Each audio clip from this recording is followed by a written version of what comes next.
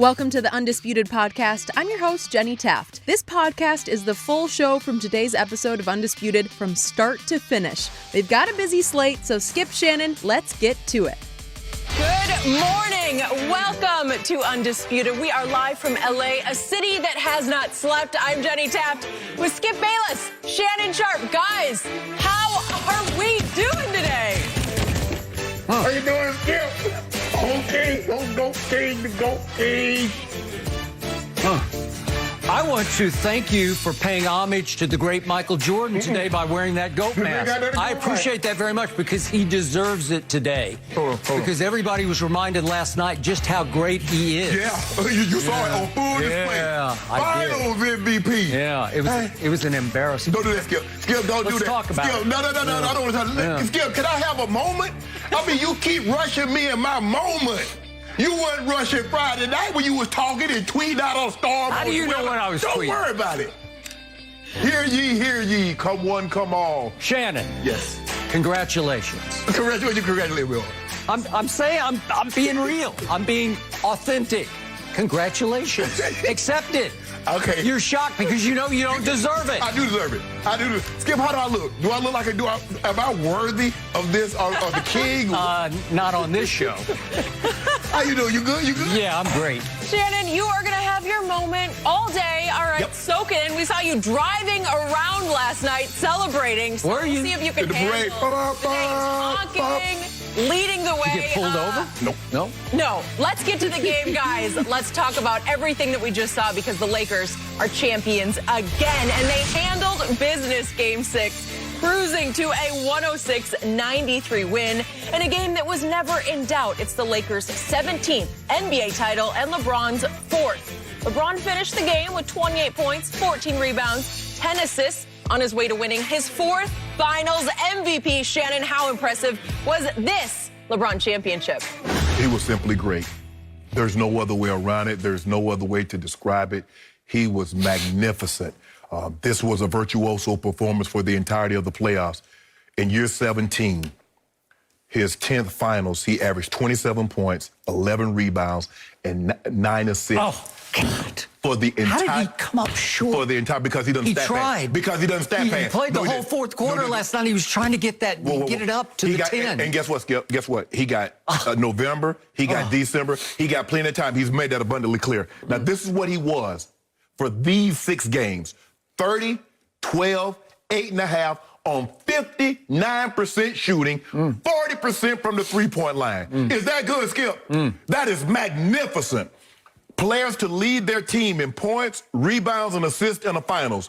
LeBron James has done it 7 times. Tim Duncan has done it once, Magic once, Jimmy Butler once. Skip, Jimmy really? Butler. Let that sink How did in. he get in that conversation? That lets you know to lead your team in rebounds, assists, and points, considering there are bigs on the other team, like Magic had to worry about Kareem. And all these other guys have had bigs. But he says, you know what?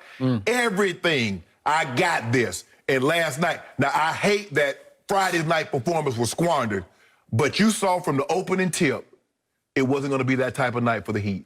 The Heat was done. You and I both knew that Jimmy Butler was not going to be able to replicate what he did Friday. No. And we knew Duncan Robinson wasn't going to be able to replicate what he did. Jimmy Butler's tank was empty last night. He was done. He was done.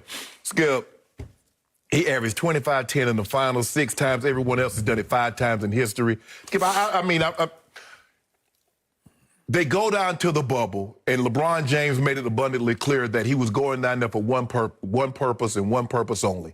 And you cannot fault LeBron and the Lakers because they were able to maintain focus, and other teams somehow lost their focus or started to fall by the wayside. Skip, and you know, having covered the games for over 40 years, so it's a long, arduous process. And sometimes guys start to fall by, and guys get in trouble, and guys get this, and guys get that, and it costs their team. They were able to go down there, stay focused. It's not their fault that the Clippers couldn't remain focused. It's not their fault that Giannis couldn't get over the hump. It's not their fault. LeBron James and Anthony Davis, and this was a total team win. And guess what, Skip? This is the first of many. Because we're going to make some roster changes next year, and we're going to be right back. Oh, you're going to win many more? Did you just predict? This is the first of many, which means they will get more than one. This is not the only one. Do you understand that? Why don't you go ahead and give the speech? Not 5, not 6, not 7. Go ahead. Go up to 8 or 9. How about this here? Not one. Not one. More than one. Is that your new microphone? Yeah, I like that. Your scepter. Yep. Is it my turn? Your turn. Your turn. Thank you. Shannon Sharpe. Yes. I have news for you. I am sorry to inform you, these championship rings should be made of cubic zirconia. No, they shouldn't. Yes. And on the inside of these rings should be a little inscription with an asterisk. Avoided Clippers. You avoided the one team that would have knocked you off. You avoided the team that the odds makers had as the favorites going into these pandemic playoffs. The one team that could have gotten you fell on its face because it was looking ahead to you. How's that the Lakers' fault, though? It's not. It was just meant to be. You got all the way to the finals, and you wind up facing a team that was an epic mismatch for you. I'm sorry, it just was. I enjoyed the Heat's run through the East. They were something. I'd never seen anything quite like it. Yeah. But when they ran into you, you had by far the 2 best players on the floor. Yeah. Right? Yeah. And the odds makers said you were a prohibitive favorite. And in game 1, you went on a 77-32 run, and you exposed the Heat for everything they weren't. Right. They're just too little. Their starting center is 6 feet 9 inches tall. And Bam got hurt in game 1, and he was never quite the same thereafter. He missed a game, then he came back and tried to play. He played well last night, though. He did okay, but he couldn't. It was too little, too late. He couldn't defend. And speaking of too little, too late, speaking of little, your starting point guard, this guy named LeBron, is as tall as Bam and much bigger and stronger to me, much more physically developed than Bam is at his very young age. It's LeBron James at 6'9" versus Bam at 6'9". And remember, the Heat's leading scorer through the playoffs was Goran Dragic, and he gets hurt, and God bless him, he tried to tough it out and come back last night. It was sort of Alex Smith-like, if you will. Yeah. And he tried, and he was a shell of himself. But they wanted him because they loved him, and he's Jimmy's best buddy. And they knew it was over. And they knew it was over, so they said, let's just see what would happen. Maybe he'll give us a little kickstart inspiration, but he couldn't, and it's no surprise. So you got to play the 5th seed in the East. You got to play a team that the odds makers had in the preseason 75-1 to even get to the finals, making them the longest odds team to make an NBA Finals in the last 30 years since the stat was even kept. You got to play a team that was down 2 of its best players and had to start and play high minutes. 3 rookies, 3, including Tyler Hero, who was the youngest player ever to play in an NBA Finals. And you step back and look at this. Well, it took 2 classic, all-time masterpiece aberration games from Jimmy Butler for them to steal 2 games. I don't know how he did it, but he went for 40 the first night and 35 the next time, which was last Friday night. And I said, where did that come from? Because he's a 20-point-a-game average scorer. And what did he do in the other 4 finals games? He averaged 21 points. And last night he had 12 points because, as we just talked about, he was done. He was cooked psychologically, physically. He'd given all he could. What did he play Friday? All but 40 seconds? That's asking a lot. Okay, it's just too much. So I look back at all the breaks that you got. I promise you the pandemic, as awful as it has been for all of us, including the Lakers, it was a huge break for your man LeBron. He was nearing the end of his 17th year. He'd been on a great run right up to the edge of the quarantine and the pandemic. And then he got almost 5 months off to heal up, rest up, and revitalize. Let me ask you this. From what you saw leading up to the pandemic, did it look like he was slowing down or picking up steam? He was picking up steam, but I dreaded, for his sake, trying to close out the season on that pace, trying to win an MVP at age 35. I told you that wasn't our focus. Okay. You know what our focus was. You know what it was, Okay, Skip. but he wanted that badly. You know he wanted. We wanted this one more. Okay, you wanted the MVP regular season, and you wanted the MVP. It would have been nice to get both, no question. Okay, so your arch rival who shares the Staples Center but lives in the basement, your Clippers, they needed reps, R-E-P-S reps, because they had brand new chemistry, and they were just starting to click before the pandemic hit also. Well, from what I've been hearing, that wasn't going to help. They had more chemistry problems than reps. Okay. What they had couldn't be fixed on the court. Okay, but you needed rest, R-E-S-T. They needed reps. You got it. They didn't. All of a sudden, LeBron could just kick back and relax and then take his team to what was like an AAU bubble where it's all basketball all the time. There's no distractions, and LeBron is tough enough mentally as a team leader That's not what to I've been keep told. them focused. That's not what I've been told. The reasons, but here's the problem that I have with what you just said. You said the Clippers were going to win the title because they were the more mentally tough team. Now, everybody knew at the beginning of the season that the Lakers had 2 of the top 5 players, LeBron and AD, but that didn't matter because they were weak, and people kept saying, Charles Barkley and others said, AD doesn't have that dog. LeBron is mentally weak. Now they go down to the bubble. Skip, it was so easy to be in the bubble. Why was everybody else cracking when they were thriving? Because LeBron understood he had a great opening to go, if I may say, steal a ring. It's not stealing. It's just the opportunity was golden. It's as golden as the gold on your robe or whatever this is. Cloak. Your cloak. Yes. And LeBron seized a golden moment. He said, let's max this out. Let's stay focused here. Half the Clippers didn't even want to go to the bubble. So why, you know it, and I know it. So why didn't they max it out? They had the same opportunity. Okay, maybe they lacked leadership. They didn't have a LeBron James because Kawhi's not that guy. I thought Doc could keep them together, but he couldn't keep them together, and because of that, he lost his job. What you fail to realize, Skip, is that Doc wasn't the problem. They had no problem with chemistry. They had no problem with leadership until they brought those 2 outsiders in that locker room. Kawhi Leonard would rather play with Paul George and Pat Bev than AD and LeBron. And look what he got.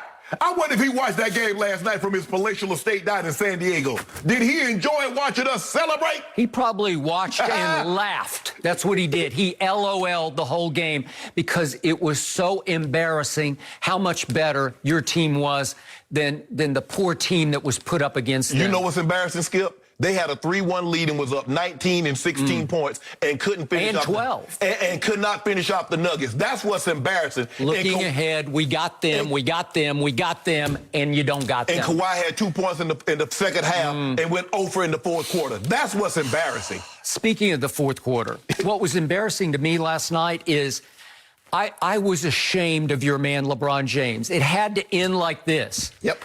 They were up 32 in the second half. They were up 29 going to the fourth quarter. Yep. And your man should have taken a bow and said, thank you very much. We got this. I'm out. Nope. He should have dropped the mic after 3 quarters. But what did he do? He kept on keeping on. He was playing bully ball all night because nobody on that team can stop him from getting to the rim. And why Jimmy Butler kept insisting on, I got him. At least let Iggy take him for a while. Iggy was done. At least let Jay Crowder try a little bit. Jimmy Butler was done, but no, he's got to tough it out. He's got to show that he could go 2 ways. He can take LeBron on offense and take him on defense. And instead, it was a joke of a parade to the basket. The parade started last night, and I was ashamed for your man, LeBron, because... What you ashamed for? He is hot dogging, he is showboating, he is front running, and he is just piling up the points. Skip, for 15 years, your guy kept his tongue out of his mouth. Yeah, but he didn't do this. No, hold on. He dunking on people and standing in their face. Okay, how about this with 4 minutes to go, if we could see this? Your man dunks and slaps the backboard. You want to talk about rubbing it in? He slaps the backboard and gets a technical foul as he hangs on the rim. Good. Way to go. Get him out, Frank. No. Where's Frankie V? Where's Frankie V? Get him out. Get him out. You cannot taunt this team like that. Yes, they deserve better. No, they don't. Pat Riley and Eric Spoelstra deserve better than that. They deserve more respect. You told me more respect. You told me at the beginning of the series that there was bad blood between LeBron James and Pat Riley. Okay. So if there's bad blood, let it spill. There will be blood. So then what's he do with It's like 2:29 left. What did he do then? Try this one out. Try this one. What did he do, Skip? He pulls up and takes a 30-foot three. Did he? Yeah. Did he make it? And they're up 20 at this point, and he just says, watch this. And he pulls up, look at this. This is a logo three. I'm going to logo three. I'm going to rub it in with a logo three. Yeah. How aren't you ashamed of that? No, I am not ashamed. You should be ashamed of that, and he should be ashamed. No. That's no way to end that game. That is the exact way to end it. And then finally, I'm sorry. What left me the coldest was Friday night, because at the end of that game, LeBron was on his way to playing, in my view, his greatest finals game ever, because he was, I predicted at the end of Undisputed on Friday, he would score 38. He had 40. 40. They wore their Mamba jerseys. You have to validate them. You have to bring it home. So he drives the ball, if we could see this, at the end of the game, and he should just power it right up through Jimmy Butler and get to the free throw line because he's got a hot hand.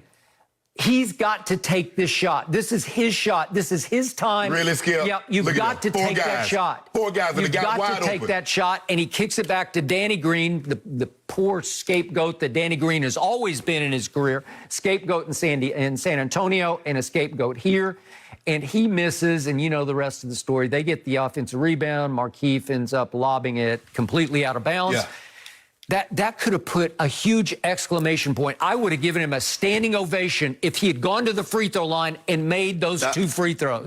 Nope. See, the thing is that everybody that was taking shots at LeBron at the beginning of the season, now that they can't find anything, they're saying, well, LeBron James, I can live with you taking that shot if you miss it. Well, you live with the fact that he passed it and they missed it.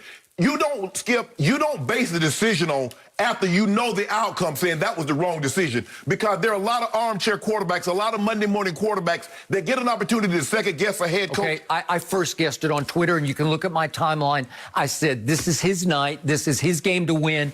He has to slam the door shut. He's going to hit a walk-off or get to the free throw line. But if you notice LeBron, most of his walk-offs coming what? He's going the opposite way. You see the shot that he hit in Chicago? It was on the left-hand side. You see the one he hit at Indy. The one he hit against Orlando is going left. The kiss off the bank is against Toronto. So you're saying he has a weakness? Skip, everybody has a sweet spot in which they like to get to. At the end of the day, it does not matter. You would have a valid point had they lost this series. You know, it is interesting. Jordan once said, it was back in 2014, he said, if I were guarding LeBron, I'd just make him go right all day. Yeah. Yep. It's a lot easier said than done. Trust me. Michael Jordan could not guard LeBron James. He couldn't even guard old Magic. Remember, Magic put a triple-double on him on game 1, and they had to put Scottie Pippen, who picked him up 94 feet. So if you think Michael Jordan could stop LeBron from going anywhere without security, you're sadly mistaken. Shannon, he would have terrorized him. No, he would have trash-talked him into oblivion. He would have just cut him up and spit him out. Whatever. Skip, this is what I know. We just spit out 4 rings with 3 different teams. I want to congratulate you. You are 4-6 in the finals now. You have now currently lost as many finals as Jordan won without losing a single one. Way to go. About to be 5-6. 4-6 versus 6-0. About to be 5-6. About to be? Is there a finals tomorrow? 2021. Oh, really? Let me ask you a question, though, Skip. Can I ask you a question? If Michael Jordan played 15 years, he was 6-0. What happened those other 9 years? Did they not play the finals in those years? Well, 2 of those years he got sent home. I don't know what happened, Skip. I don't know I don't know what happened to him. Without that, he would have won 8 straight. You like that? No, he wouldn't. Skip. See, that's easy to say. No, that's easy to say. It's just about as factual as you could get. No. He owned the whole game. LeBron does not own basketball. Let me ask you a question. In 1980, what was the line? How much did you think bettors were betting that the Soviets would crush the little Americans? I don't know. I don't remember. Yeah. So in a sporting event, you can't say what, because Skip, everybody knows you're a Wait, it got called off. Is that what you're talking about? No. Which one? No, Skip. Which one? When we beat the brakes off. Oh, you mean the ice hockey? Yeah. I was there at Lake Placid. I was sitting in the front row. Yeah. Skip, you know in sports, you're a sprained ankle, a twisted knee, or a fluke from losing. You were almost a fluke from losing on Friday night. For a second, I thought AD was in big trouble. But he does tend to get a little melodramatic when he goes down with his injuries, and that was just melodrama. He was just fine. Skip, look, I won't Did you hear what my man said last night? He said Rob Lincoln wants his respect. I heard Frank this. Vogel wants his respect. He said Jeannie wants her respect. Yep. Laker Nation want their respect. And I want my damn respect. Damn respect. Give it to him. You know, as soon as he said that, I sat back, having covered Jordan all those years, and I thought, I could have never imagined Michael Jordan saying to the media, I want my damn respect. Because they gave it to him. He had it. Because they gave it. They gave Michael Jordan respect when he didn't win anything. Oh. But I got a surprise for you. I got a surprise for you. Good. In the show. Hear ye, come one, come all. The king is having a royal ball. And if you can rap so dress fresh, you might win a championship with your Royal Highness. I'm going to love my day. This is my day. Did you write that? No. It doesn't rhyme. Yeah, don't worry. It don't need to rhyme. Here, Bayless. I'm going to enjoy this week, and you cannot steal my thunder. Yep. I'm coming out here every day with something. You know what? Ain't no telling what my... You know what? Speaking of the Thunder, that reminds me, Kevin Durant didn't play in these fights. He could have. He was cleared to play. Kyrie was cleared to play. What if they both had played with that Brooklyn team? You think you would have been a pushover, a cakewalk over them in the finals? The same thing would have happened. Yeah, I don't think so. But guess what, Skip? Guess what? They get their opportunity next year. Yes, they will. They get their opportunity next year. Yeah, that's why a lot of people are coming back with their opportunity. Hey, if you don't mind Those two guys in Golden State are coming back. They're going to have something to say about this. If you don't mind me asking, who is the overwhelming, the prohibitive favorite from Fox Bet to all these other gambling sites? Who is the prohibitive? I think we something like 15-4. You're talking about... Oh, Kawhi's team is your favorite. They're way down. They're way. Hey, Skip, baby. They about to break that thing up. Really? They about to break that thing up like the Jackson 5. Congratulations, Shannon. I got something for you later also. Let this sink in for a second. Kawhi Leonard chose Paul George and Patrick Beverly over AD and LeBron. He did. He said, I want to compete against him instead of play with him. Okay, then. And he didn't get to. He didn't get to. Why not? Did they forfeit the season? Looking ahead. What did he? Cubic zirconia. Thank you. No mercy. This is so tough, guys. Dak Prescott suffered a compound fracture and dislocation of his ankle while being tackled in the third quarter in yesterday's win against the Giants. Dak was carted off and immediately taken to a hospital where he underwent a successful surgery last night. Shannon, what was your reaction when you saw this? I was heartbroken. Skip, I knew it immediately. I knew immediately when he went down like that. As you remember, Skip, this is why they banned the cowboy, the horse collar, because Roy Williams had broken 3 people's ankles doing this very move. Is basically, and he didn't cowboy collar, he didn't horse collar Dak. He just dropped all his weight down because Dak was trying to stiff arm him, and he was trying to hold Dak, and so he tugged him and dropped his weight down. Skip, I didn't break my ankle, but the very first time I tore ligaments in my ankle is that Albert Lewis tackled me like this from behind, and it pinned my ankle up under me. Yep. And luckily, my ankle gave that it didn't snap. But I knew immediately, and I hate this. I hate the franchise tag because the franchise tag, I don't care what anybody says, the team is betting against you. The team bet against Dak, and they won. I hate they did this to him because he had proven after year 3, he had proven after year 4, and they made him go into year 5 having to prove that he was deserving of what he was asking for. I hate this happened to Dak. Considering everything that he's gone through with the loss of his mom a couple of years ago, his brother tragically died, Skip, that April or May, and now having to deal with this. I hate that he has to go through this. But, and I've only been around Dak a handful of times, Skip. It is really hard, trust me, to critique and analyze a player that you have such great respect for. He's a first-class man. Mm-hmm. There's nothing that you can say about this man, the way he conducts himself, the way he carries himself. He's what the NFL wants the league to be represented by. He's it. He is. And it's so, man, Skip, man. Our man Derek Brooks is a mentor to him. He just raves about his character. He does, man. Yep. And Brooks, he texted me yesterday, heartbroken. Likewise. Skip, I had a tear in my eye because I know what this means. And it just hurts me so bad when you pour so much into it. And Skip, let me tell you what. In 1999, I was, trying to get a contract extension with the Broncos, and it didn't happen. In week 4, I broke my collarbone. And I'm sitting on the field, and I'm saying to myself, you mofos bet against me, and you won. I promise you, what's going through his mind Everything I've done for your 1, 2, 3, 4, you bet against me and you won. I hate this, Skip. I just want him to heal up. Forget the contract. Forget what's next for Dak. Hopefully they got him to they cleaned the wound up. There's nothing going on, Skip. He had the surgery and he can heal up. We'll discuss the ramifications of this as far as free agency and where does Dak turn now. We will. But I'm heartbroken that this happened to this young man because he's class times 15. And I hate I hate anything to happen, but Skip, when you for him, man, after everything that he's been through, but they say God gives his toughest soldiers the toughest task. Dak will bounce back. Dak will be better than ever. I agree. I agree with everything you just said. Now, for the perspective from my side of the table, I have believed in this young man since day one. The first day I laid eyes on him was at a preseason game out here in L.A. at the Coliseum just before our show started in 2016. And I told you maybe the first day we were on the air, I love this kid, but I loved him at Mississippi State. You can look it up on the other show I used to do on ESPN. I raved about him, not his last year, but the junior year, when he carried little old Mississippi State all the way to #1 in the nation, more as a running than a throwing quarterback. But it was all guts and all heart and doing a lot with a little, or at least with medium. Right. And he got all the way to Tuscaloosa before he hit the wall, because most teams hit the wall at Tuscaloosa. They do.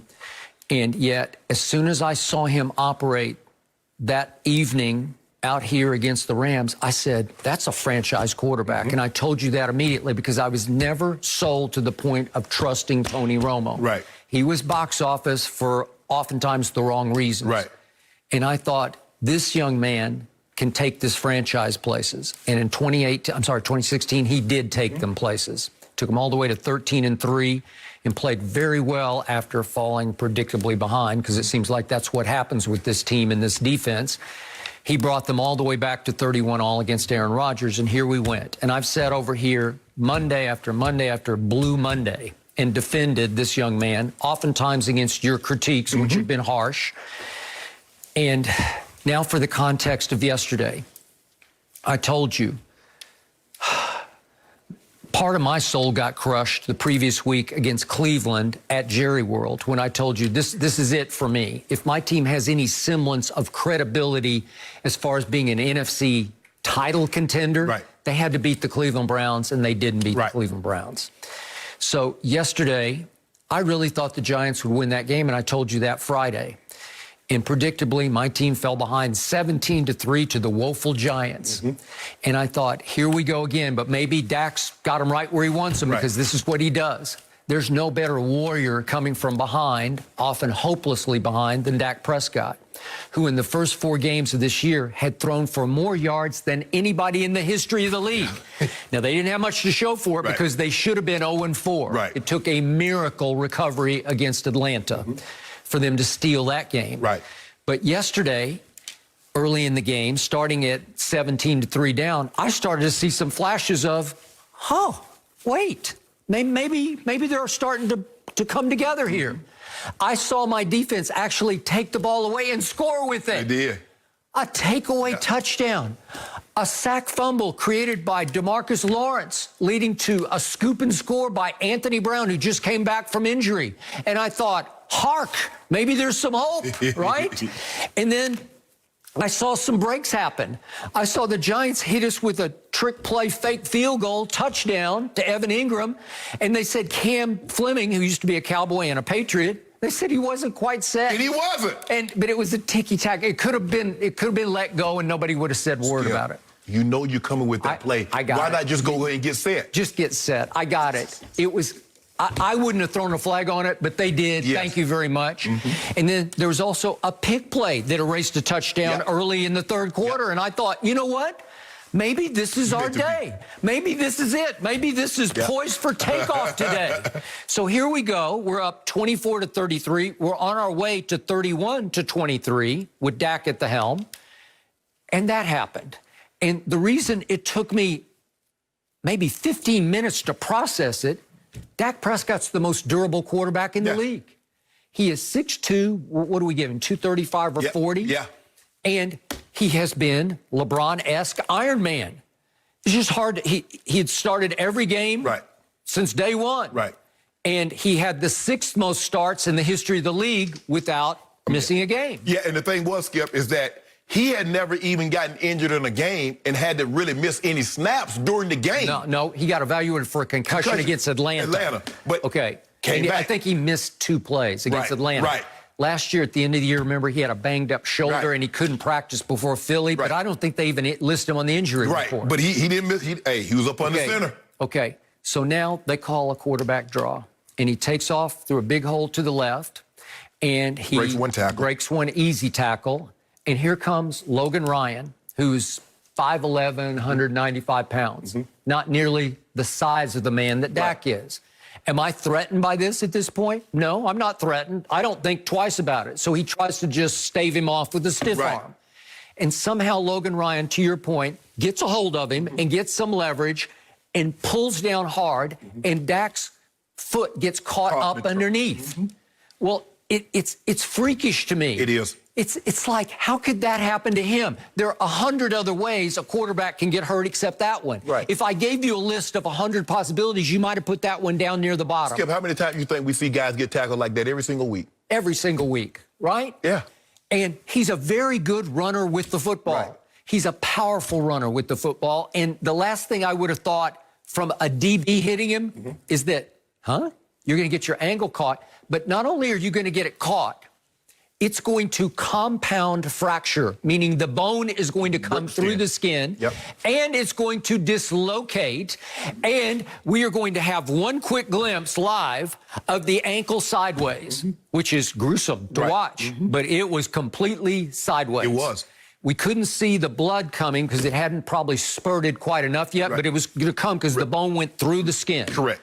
So this is a horrific injury. And Dak was stunned and immediately started pointing like, well, what is that? He knew it. And Logan Ryan immediately points to the Dallas bench, come here.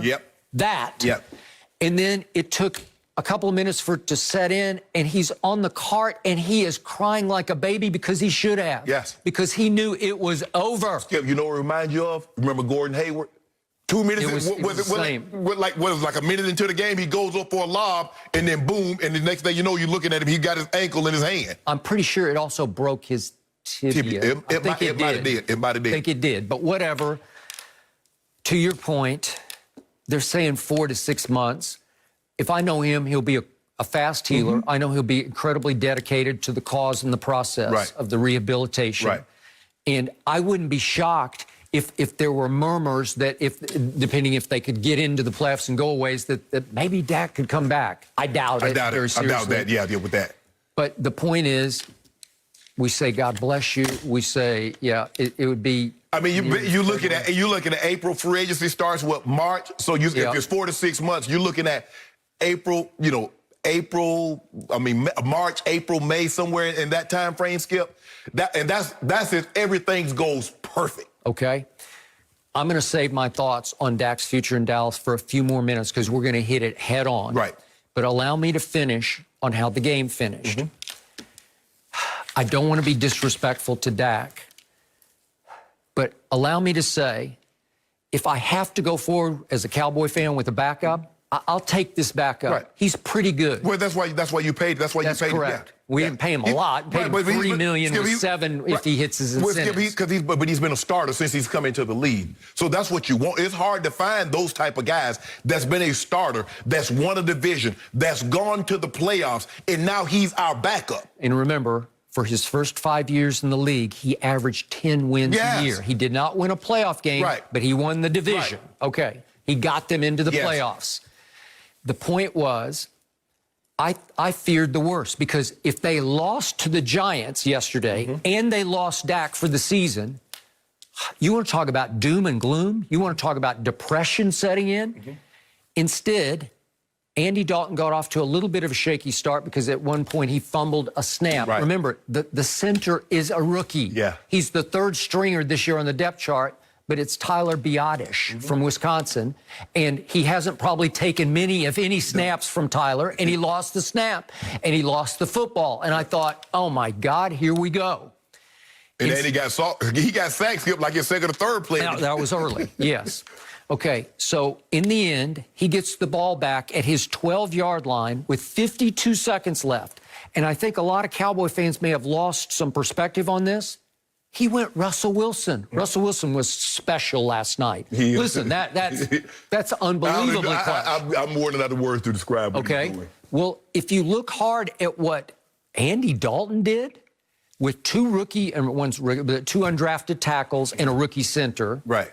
2 rookie starting offensive linemen, he goes 72 yards in 5 plays. In the last 2 completions, if we could see those, these are big time. Michael Gallup might be one of the most difficult, tough ball catchers. He escapes to the right. He's thrown on a dead run, and he throws a strike to Gallup, and Gallup got both feet down. That is pretty good, if not great. Yes. Okay, and he comes right back, and I think they'll just go for a 10-yard shot, and he steps right back to the back of the pocket and goes home run ball and throws it up where Gallup can go up and get it, and it was a great throw. I'm shocked he caught this ball like this. People don't realize how hard it is to catch a ball back over your shoulders at its high point. Normally, you let the ball come down over the top. He went up and snatched it in midair, and all of a sudden, I'm thinking, we got a chip shot field goal. Yes. And Zerline hits the weirdest slice field goals. I don't know what they're doing, like knuckleballs. But it went through, and they lived to tell about getting to 2 wins. And guess who's in first place in the least?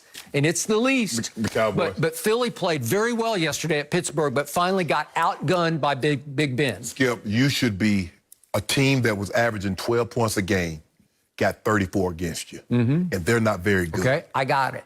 But I did see signs of life. I saw Jalen Smith, who I still love as a player, and he's such a great guy, such a great young man. He was flying around yesterday to the point he led them in tackles by far. I thought it might have been his best game as a Cowboy linebacker. So I got something to hang my hat on. Right. But I got what you're saying, but I'll take it. It's a small step. Yep. And now it is Zeke's team. You've always said it should be Zeke's team, and it will be. From this point forward, I'm not saying he's going to be the leader of the team, but the offense will run through Zeke from this point on. Even when they fell behind, if you notice, they were still, it wasn't just drop back, it was still play action. They were still trying to get Zeke involved, and Zeke ran yesterday. Zeke ran like a man possessed. He didn't have the 150, the big yardage to show for it. He got the 91. The physicality in which he ran with. And listen, that 12-yard touchdown run, that was all for Dak. Yeah, he wanted that one. And he held up his 4. He wanted that one. The rest of this season is dedicated to number 4. Yep. Here we go. The visual of seeing Jason Garrett and Mike McCarthy checking on him, it got you. We are wishing Dak a speedy recovery because that was not easy to see. Shannon, grab your crown because we're actually going to go back and talk about Mr. LeBron James because he won his 4th NBA Finals MVP last night and now only trails Michael Jordan for the 2nd most of all time. But LeBron is the first player to win 3 Finals MVPs with 3 separate teams. It's LeBron's 4th overall title, and he is now 4-6 in NBA Finals, while Michael Jordan went a perfect 6-0 in the Finals. And yes, we talk about it plenty on this show, but Shannon, today is the day. Make your GOAT case for LeBron James. Well, for me, I've thought I've made the case years back, Skip. For me, I don't know. You were saying he was the GOAT when he was in high school. No, he was baby GOAT, but I knew he was going to graduate. Skip, it's just hard for me to see or say or read or have heard anybody that has put together a career like this. Nobody. You go to sports, I don't care what the sport, to play this long, to play at this level, to win with the consistency in which he wins. Now he's on his third team. Well, I mean, if you count, because I don't count, cause I count Cleveland as one, Skip, even though he went back and won, it's still the Cavs. Skip, but to carry the load, no one in the history of the NBA, Magic has said it, all the greats have said it, no one has been asked to do more. Rebound, scoring, facilitating, leadership than one LeBron James. And he's done it. He's led his team in assists every single year. This was the first year, in year 17, in which he didn't lead his team in scoring. But for him to do what he's done, In the last 10 years, 9 times LeBron James has found himself in the finals. Skip, he finished second in the MVP in year 17. But remember, Michael Jordan only played 15 years, and people don't even want to talk about the last 2 in Washington. So if you take that away, he basically played, Jordan played 13 years. LeBron James is what? What did you say, 10, 11,000 more minutes on his body? He's played 260 regular season games. It's 82 games.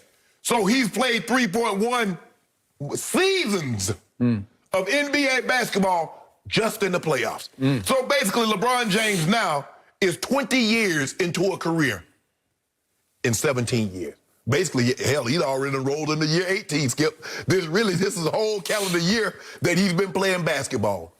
What he's been able to do to lead the team in points, rebound, assists in the finals, to average almost a triple-double. Skip, not for a series, for the entirety of the playoff. The man almost averaged a triple-double for the entirety of the playoffs.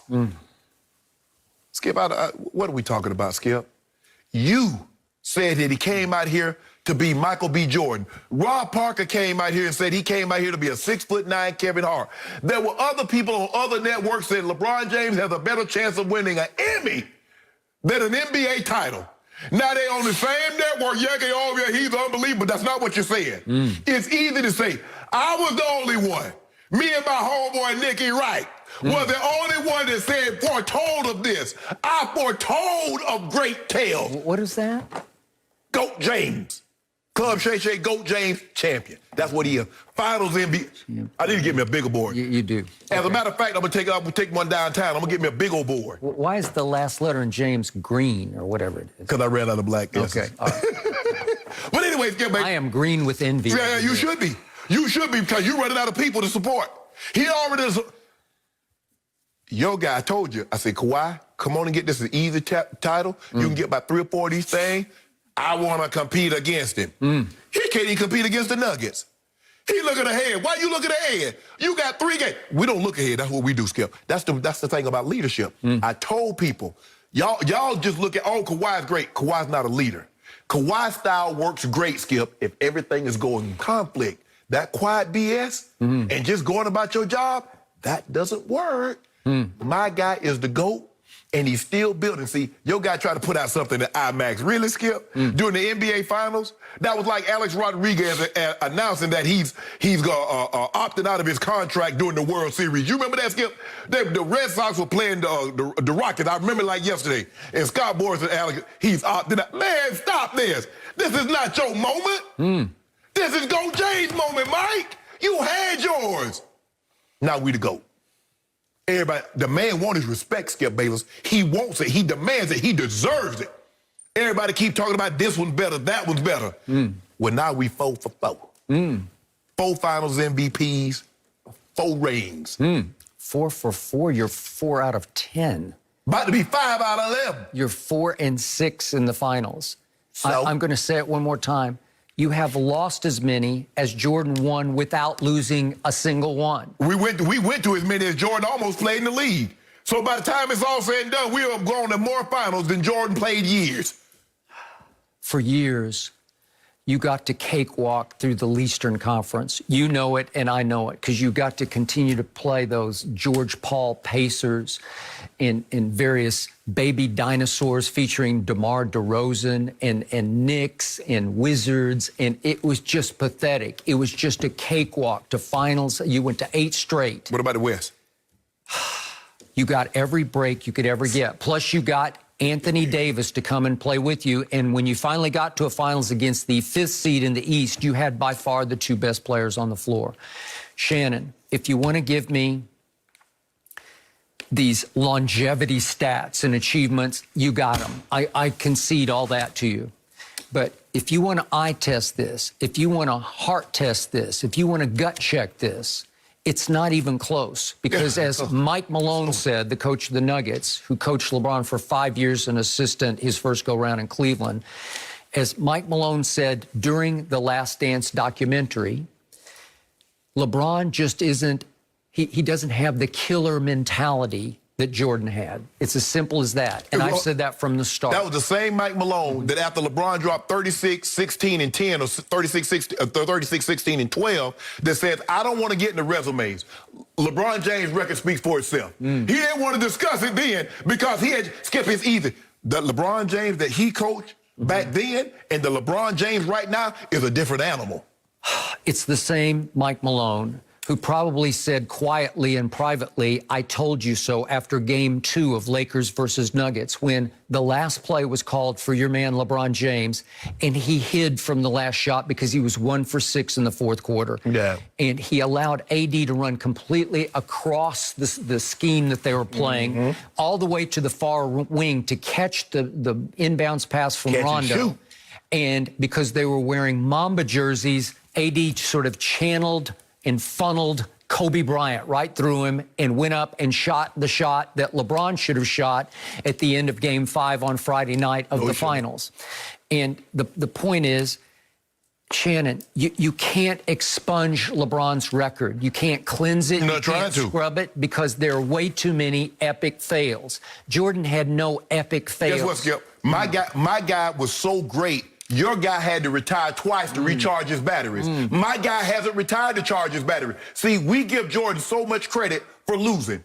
Oh, he battled the big 3 Celtics. Oh, he battled the bad boy Pistons. We're talking about how great he is, although he had won nothing. My guy getting to the NBA Finals and you say he's losing. Name the team. I want to know the team that Michael Jordan faced that was the equivalent of the Golden State Warriors. I want to know the team that he faced that was the equivalent of the San Antonio Spurs. Tell me that. The Supersonics? The Trailblazers? I told you the beast was the East. Skip. The trail, the path. Skip. But here's the thing. People conflate physicality with talent. The Knicks had 1 Hall of Famer. The Heat had 1 Hall of Famer. Cleveland had no Hall of Famers. Did Michael Jordan ever get to play a finals foe as easy as the Miami Heat? Supersonics. Stop it. Supersonics. Just stop it. With Gary Payton and Kemp? Okay, now you Kemp. Skip, hold on. You do realize that was the year that they beat the Supersonics. Michael Jordan was 72 and 10, right? They were up 3-0. Did Michael Jordan close that series out 4-0? Did he close it out 4-1? He lost twice. He was 5 of 22, and he was 6 of 19 in the last 2 games. Is that who won? Who won the series? Who won the series? I'm glad you mentioned that. Who got them trophies? Don't look like the Heat got the trophy to me. Look like the Lakers got it. Epic fails. His last series, first go-around in Cleveland, was against Boston, and he played one of his greatest games ever on a Friday night in Game 3 at Boston Garden to go up 2-1. Yeah. And then here we went again. Game 4, 5, and 6, just epic fails to the point that his owner accused him of quitting in that series. Skip, why quitting. Did anybody ever accuse Michael Jordan of quitting? It's an epic fail. See, people have always taken shots at LeBron. It's easy to say that. So if LeBron quit, why would Dan Gilbert get on a plane and fly in the middle of the night and tell them to turn the GPS off so they couldn't track? Why would he go down there and recruit the man to come back if he quit on you? Well, that's what he said, that he quit. And then we turned it right around in Miami, and he's got Wade and Bosch, and they're favored to beat the Dallas Mavericks. And here we go again. They're up 2-1. LeBron is in his hotel room, according to many reports, or at least one big one, and he's making a list. Told you so. Put me at the top of the list. 4 or 5 other people. He still got that list. Yep. Told you so. Okay. 4 Finals MVPs later. Told you so. And he then went out and suffered the worst superstar meltdown in the history of the NBA Finals. I don't know, Kawhi might have been worse. Games 4, 5, and 6. Go back and look at it. He averaged 15 points a game. He shot, 17% from 3 in those 3 games. Yeah. He was 4 of 10 from the free throw line. He was horrendously bad. He froze up. Chosen one became frozen one. I've never tried to make excuses for LeBron in that series. Never, not once. But only people make excuses for Jordan when he failed, when he got swept twice, when he won 1 game against the Bucks, when he couldn't get over the hump. We just kept making excuses. This was LeBron in his 8th year with 2 MVPs already. Skip, hold on. You do realize that Michael had MVPs also. You remember the year that he won the MVP and Defensive Player of the Year? Yep. The Pistons spanked him. Okay, so then we get to 2013, Game 6 at Miami. It's the closeout game for my Spurs. And LeBron melts down in the last 3 minutes. I know he started off hot in the fourth quarter, but the last 3 minutes, he had a big turnover at the 3-minute mark, and then he had 2 more unforced error turnovers in the final minute of the game. And he takes a shot to tie the game and LeBricks it so badly, long rebound out to Chris Bosh, kick to Ray Allen, who hits the clutchest jumper I've ever seen, swished it from the corner, saved his legacy. But see, when you never offer context, you never tell the people at home that going into the fourth quarter, the Heat were down by 10 points. And that LeBron James almost outscored San Antonio by himself. As far as he had 16 of their 30. To get it to overtime. Did Ray Allen not save his? And then what happened? No, Ray Allen was a teammate and did his responsibility. Just like Steve Kerr did his responsibility. Just like Metta World Peace when Kobe, when he hit that shot against Boston, did his responsibility. Everybody see, when LeBron teammates do what they're supposed to do, they saved his legacy. If somebody else's teammate does the exact same thing, that's why he's on the team. He trusted him. Oh, no, I'm not going to let y'all off the hook like that. A lot of people that smile in LeBron's face and get on these microphones and talk about how great he is, they're seething this morning because they wanted to see him fail. I'm not one of those people. It didn't happen. I'm sticking by my guns. And I'm sticking by my gun. I got a bigger gun. Because guess what? I got a champ today. Well, he's 4-6. Yeah, I'll give you that. Yeah, I got a big gun. And finally, in 2014 against my Spurs, he got blown off the court by a record finals margin in 5 games. Think about what you just said. Think about what you just said. Think about what you just said. Now, LeBron James plays for the Miami Heat. You said he got blown off the Spurs court by your Spurs. Well, you told me he's the GOAT. Just like Michael Jordan. Best player on the planet. Just like Michael Jordan. Got swept. How you get swept by Larry Bird, Kevin McHale? How you get...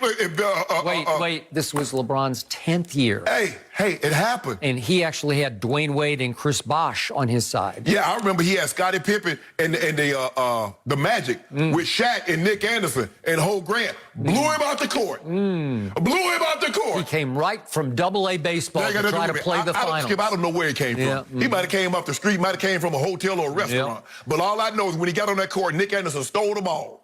Nick Anderson stole the ball from Michael Jordan. As a matter of fact, that's my boy, Nick. What up, Nick? Got a photo of him swiping it. And finally, to close my case, you cannot make a case of LeBron being the GOAT when he's a 70% career free throw shooter. You just can't. They're called free throws for a reason because they are free. He is the worst star free throw shooter under 7 feet tall we have ever seen. I know my guy got more points, more rebounds, more assists, more block shots than your guy. My guy shoots high from the field. My guy shoots high from the three-point line than your guy. And my guy got more playoff wins than your guy. Your guy in this finals just shot sub 70% from the free throw line. 67%? Where did he shoot? Shannon won't work. Where did he shoot from the three-point line? Won't work. The worst shooter, what did he shoot from the three-point line?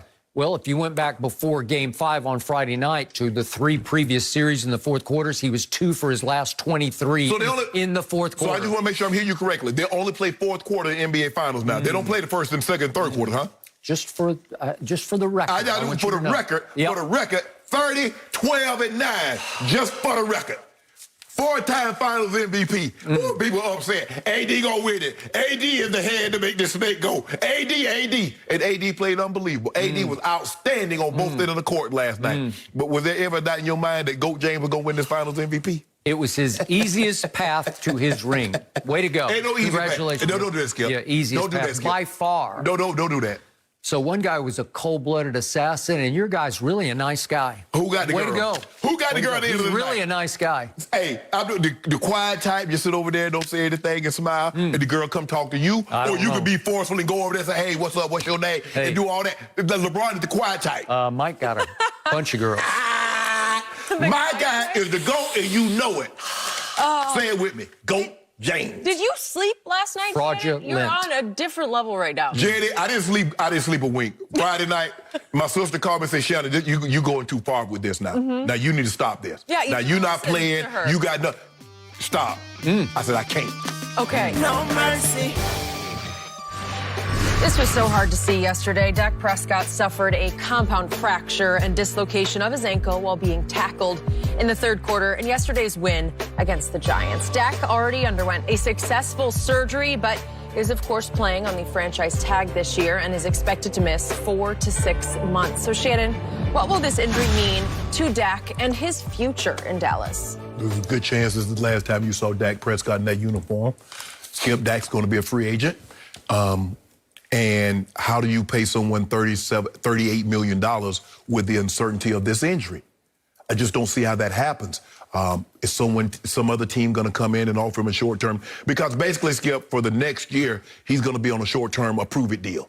Prove that you're healthy. Prove that you're still the Dak Prescott that we saw up until this injury happened. And I just don't see the Cowboys taking that gamble. They were unwilling to take a gamble for $38 million this year with no injury. And Dak hadn't missed a start. As you mentioned, he had missed a couple of snaps here and there over the course of his career, but never a start.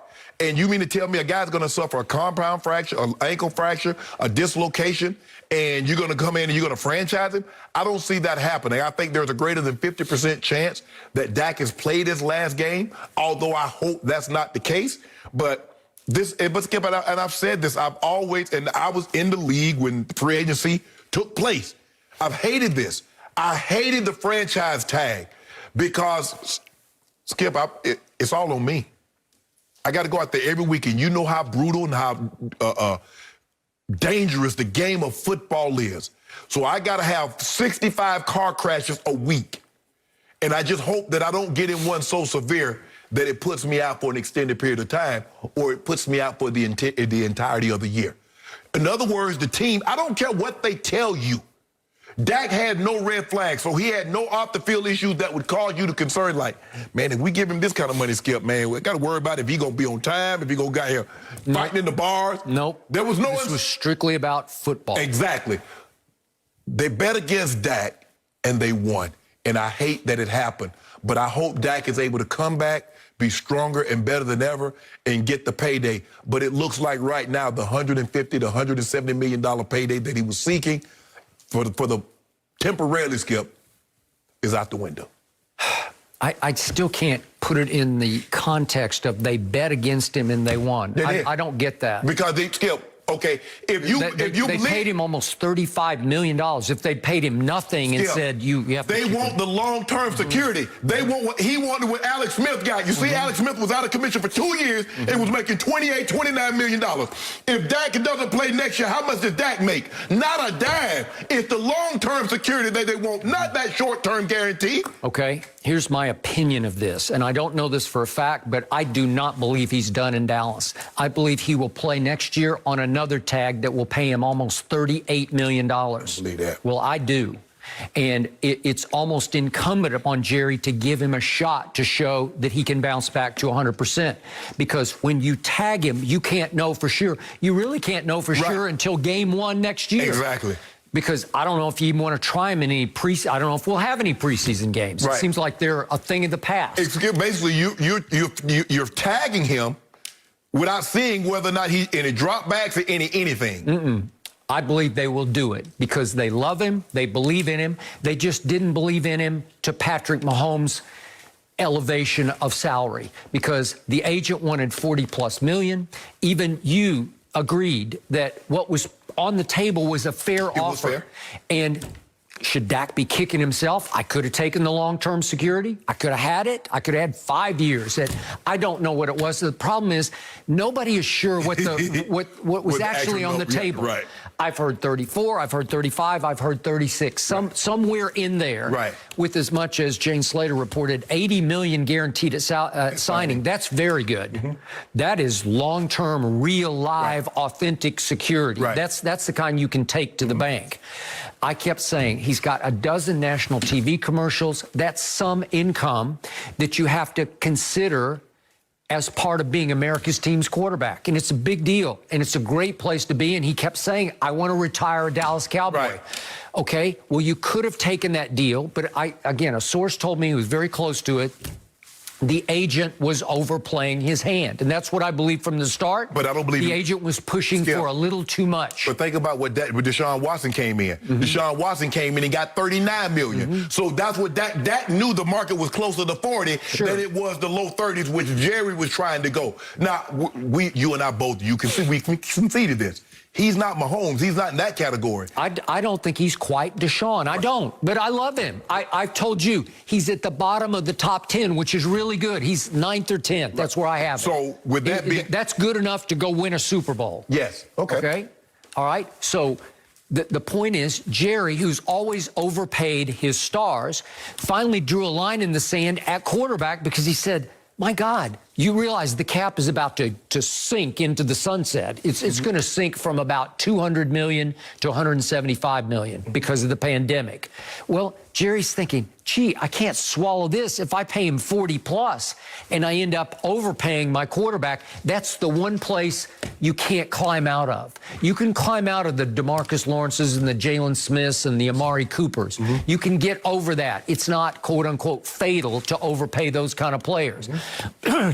Excuse me. But if you overpay the quarterback, you go from DeMarcus Lawrence at $21 million to all of a sudden you pay 40-something million. Right. You double that.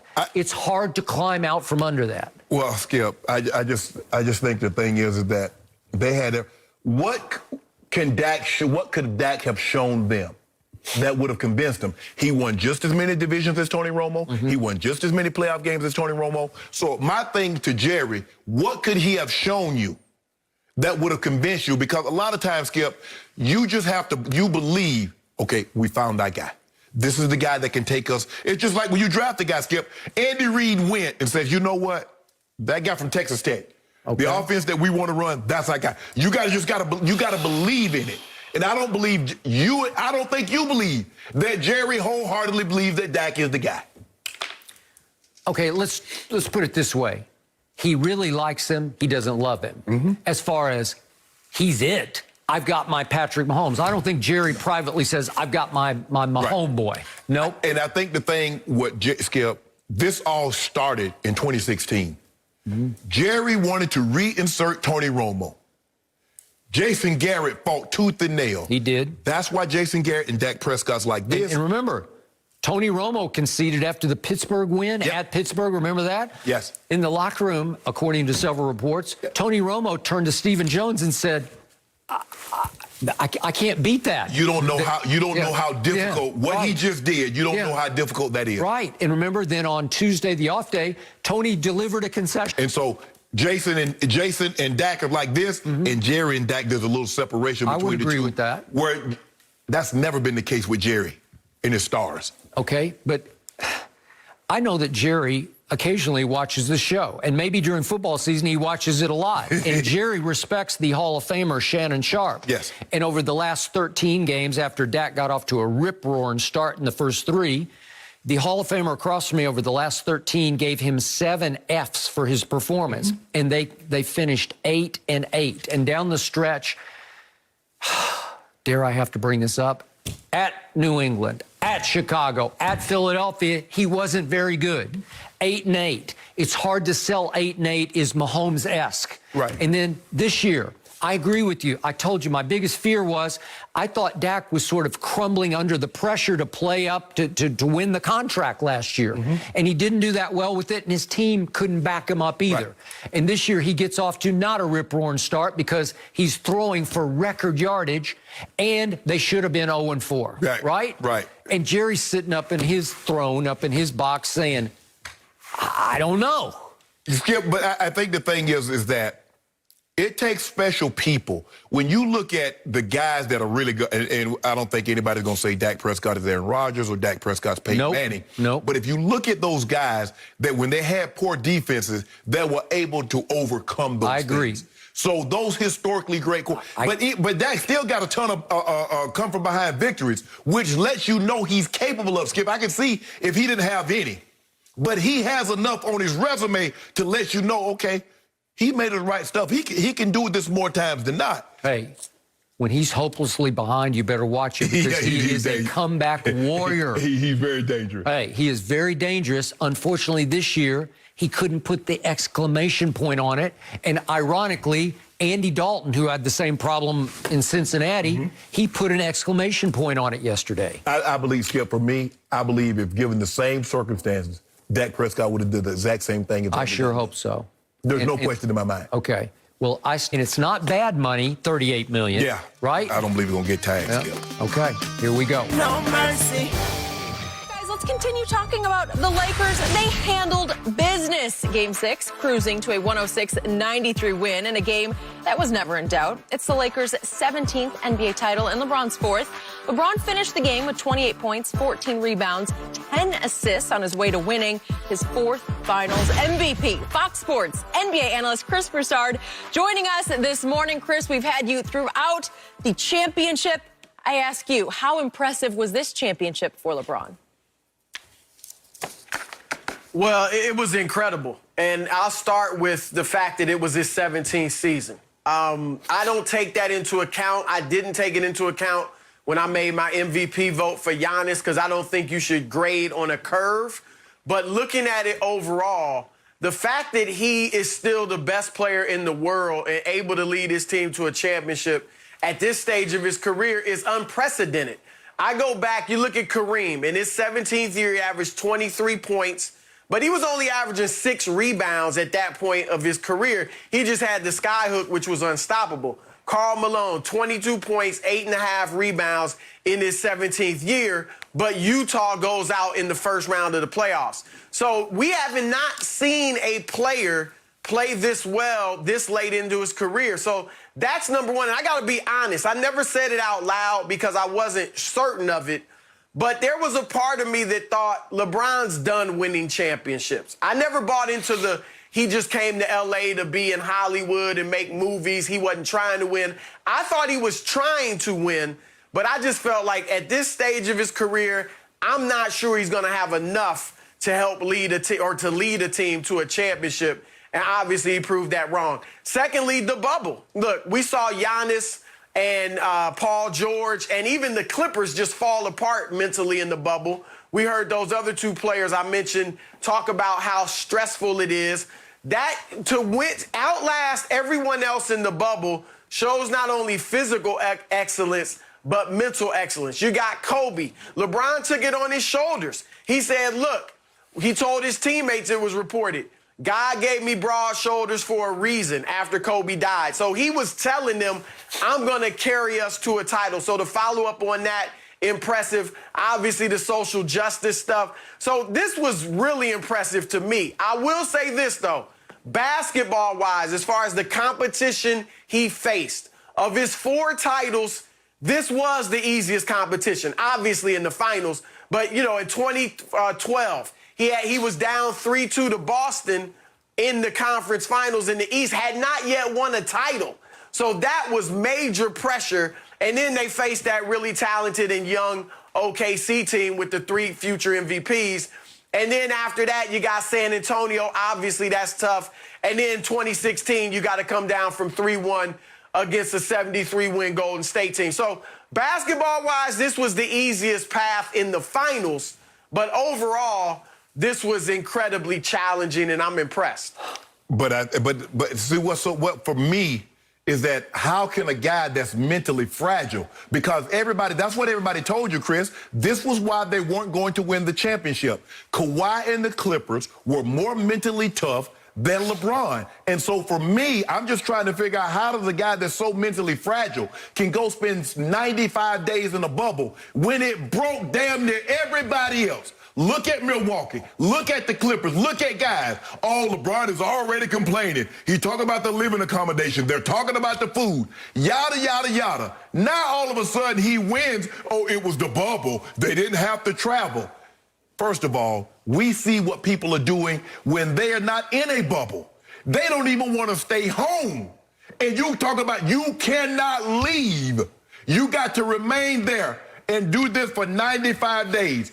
So the mental game was much stronger for LeBron than a lot of people previously gave him. But Chris, to look at what this man did in year 17, he averaged 27, 11, and 9 throughout the entirety of the playoffs. He was 30, 12 and 8.5 on 59% shooting and almost 40% from the three. And for a second there, people talk about, well, he ain't the best player. Kawhi taking his shot. Kawhi chose to play with Paul George and Pat Bev over AD and LeBron. Chris, let that sink in. That's a special type of somebody right there that would do something like that. I want to compete against LeBron. Well, go compete. My guy's the GOAT now. My guy's the last guy standing, Skip Bayless. 30, you saw what he did last night, and that was ho-hum. Skip, you said that was ho-hum. 28, 14, and 10 is ho-hum. Chris, this man, his excellence is so great that he puts up a stat line like that, and people don't even blink. People like, okay, and he did 27, 12, and 9 the other night. He did this and that. That's what he's done. He's cleared a bar that nobody else has been able to clear. So if he goes up under that bar, even though that's a world record height, people say, well, that's not the original bar that he cleared. This was unbelievable what he was able to do mentally, physically, and emotionally, because while he's in the bubble, he's still fighting for something bigger. The Breonna Taylors, the Jacob Blakes, the Ahmaud Arbery, he's still fighting those causes. He's still trying to get people to vote. Man, the toughest championship that's ever been won. He did it in the bubble. That is the biggest bunch of malarkey I have ever heard from the other side of this table. And by the way, whatever weak GOAT argument you had a last dance when the last dance aired. That was the end. That was the last dance for your argument that he is the GOAT. You can say it all you want, but in the end, what did we just witness? Greatness. We witnessed Chris Broussard told us up front, this finals is an epic mismatch. I concurred. That's what it was. The two best players on one team finally overwhelmed and overcame whatever masterpiece aberration performance Jimmy Butler gave you in 2 games of this series. I didn't expect it from Jimmy Butler. He's never done anything quite like this. Twice he did it, and they stole 2 games that you should not have lost. You should have won both those games. You should have swept this team. You were a prohibitive favorite in this series. They were 75-1 in the preseason to even get to the finals. That's by far the longest odds of any finals team since that stat has been kept. And this team in Game 1 lost its leading playoff scorer, Goran Dragic, and it lost its heart and soul and its energizer, Bam, in Game 1. And he came back after a game and tried to play, and he was never quite the same. He didn't look like that guy I saw throughout the Eastern Conference. That's what AD do to people. Oh, okay, yeah, AD. He's a tough guy. Yeah, you know that. Sucked it up with that ankle, had a bum ankle and sucked it up. You got to play a team that was forced to play 3 rookies high minutes. 2 of them started, and one of them, Tyler Hero, was the youngest player ever to play in the finals. And you are gloating about GOAT over there? So the bubble So the bubble was a blessing to them because, as you mentioned, Chris, there was no crowd noise. There's a reason why young players don't play well when you have to go on the road, because the crowd are the visitors. So I don't care what you say, Skip Bayless. I don't care what you say. The pandemic was the best thing that could have happened basketball-wise to your man LeBron, because he made an MVP push just before the quarantine and pandemic hit.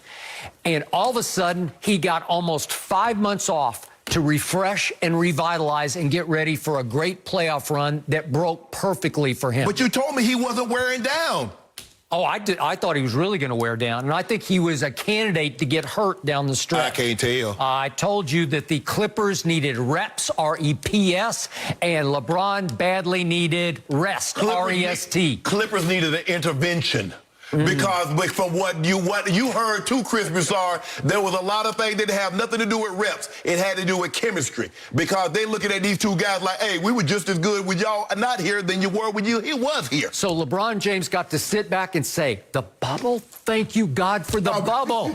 Because I don't have to travel at age 35, no flights. I can go 5 minutes to the arena, and everybody else is screwed up in the bubble except me, because I got a chance to go steal my 4th ring, and that's what he did. Chris, before you go, Chris, who else was it? So the Lakers were the only team that's not having to travel in the bubble, right? So everybody else had to travel. They had to go from L.A. and come back to the bubble. Half the Clippers did not even want to travel to the bubble in the first place. Because they knew. They knew it was going to happen. They didn't want to see Goat James. Your ring should say should have an inscription on the inside that says, avoided Clippers. You didn't have to deal with Kawhi and Paul George and Doc Rivers because you would have lost to them, because even Vegas said you would have lost because they were the favorites going into the playoffs, and Chris Broussard, my friend, picked them before the playoffs. I tried to get Chris. I had picked the Clippers, but I had come to believe, and I had said it on another show, I come to believe that the Lakers were going to beat the Clippers because the Clippers just weren't right. Now, we'll see if they can get right next year, but they clearly weren't right this year. I'm going to say this, too, and it's always going to be a factor in the GOAT discussion, and rightly so.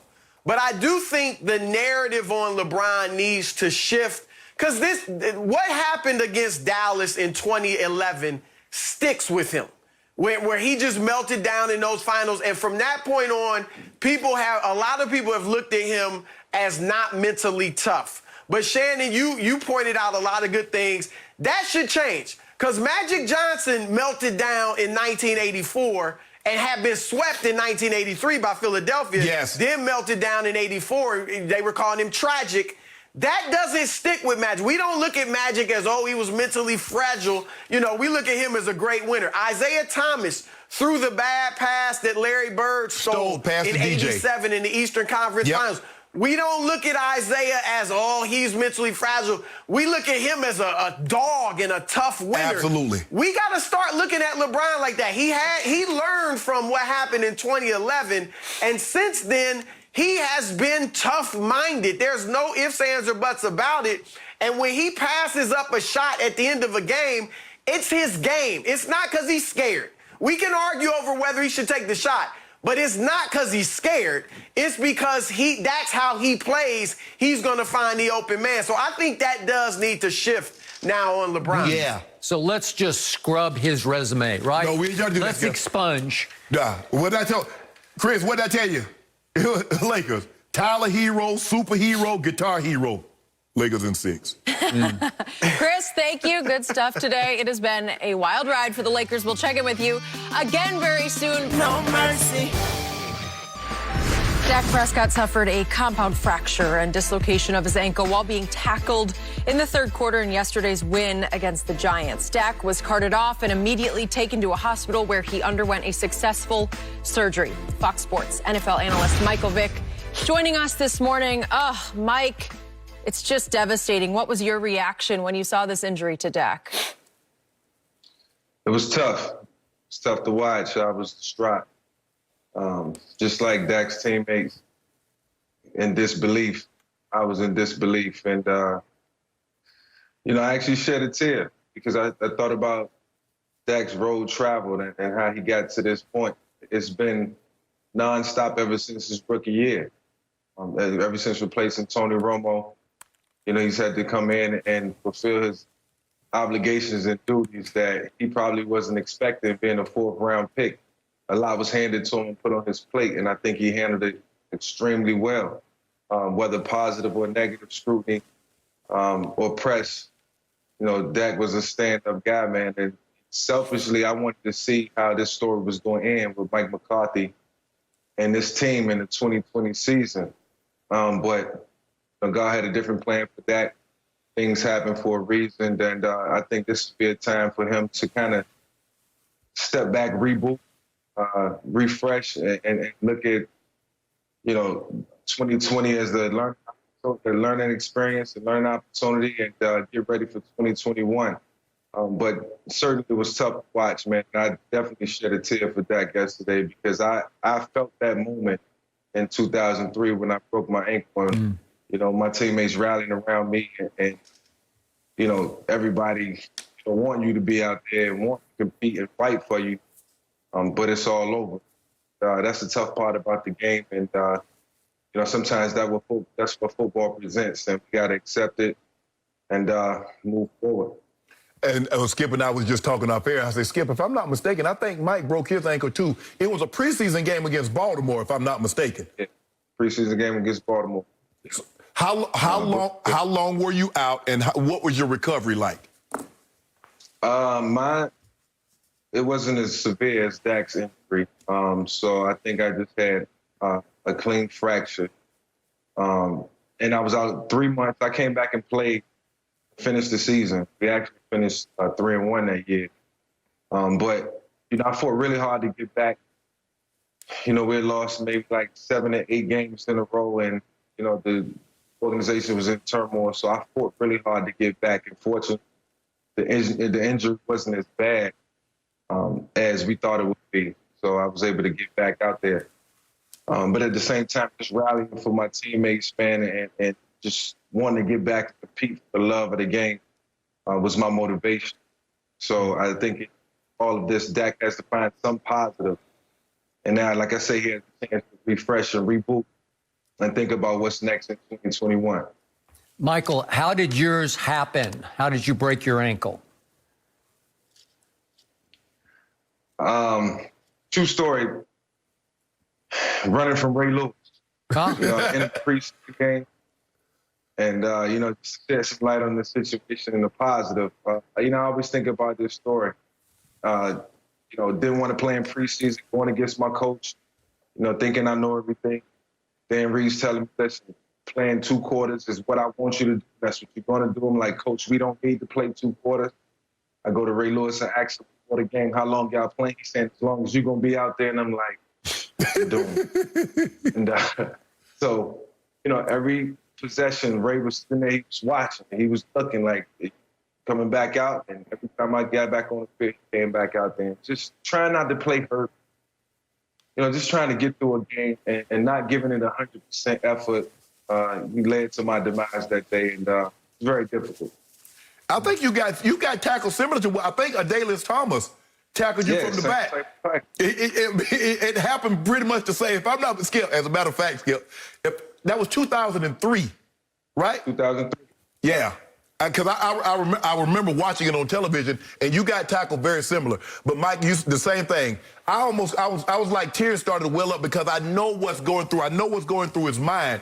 It's like, because I hate the franchise tag. It's almost like when people like, well, no, Shannon, they give you.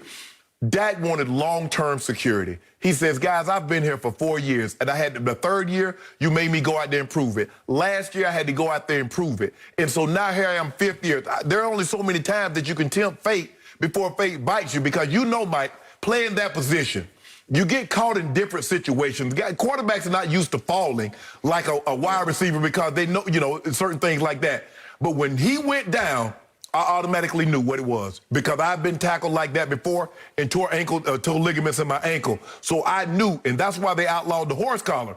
Because Roy Williams, Skip, remember for the Cowboys, he broke T.O.'s ankle in the very same way. Same way. And if I'm not mistaken, he broke a guy's, either tore both knee ligaments or broke both legs from Tennessee Titans doing that. And so they outlawed that. But I knew once he jerked him down and put all his weight, the inside leg had no chance. So, Michael, as a lifelong Dallas Cowboy fan, what was so devastating to me was Dak has been as durable as any quarterback in the league for 4 years, has not missed a start, has not appeared on an injury report. I think he was out for 2 plays against the Falcons earlier this year to get examined for a concussion, and that was it.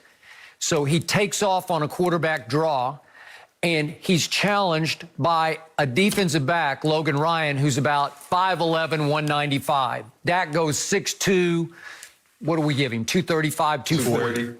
And it's face-to-face confrontation. It's not from behind grabbing him unexpectedly with the horse collar. And yet Logan Ryan challenges him and goes up and gets a hold of him and somehow yanks on him hard enough that the ankle gets caught up under both their feet.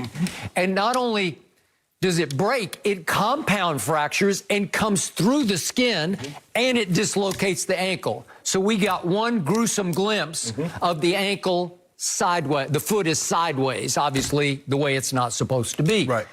And it took me 15 minutes to even compute what had happened, because Dak Prescott just doesn't get hurt. And that was not the kind of play. If you'd give me 100 possibilities of he'll get hurt on this kind of play, I would have bet against that kind of play. Skip, the thing was that when he was scrambling, he had the ball in his right arm. So he tried to switch it to his right, and he wasn't able to extend because he was trying to extend. And so that's why the guy was able to get close enough to him and pulled him down and drop all of his weight, because he's like, Dak's a big guy. If I try to waist tackle him, he's probably going to run through it. So let me get something I can secure him with. He grabs at the top of his jersey, and all of his weight comes down. I got it. But what usually happens to a quarterback, a 300-pounder falls on him and something goes, right?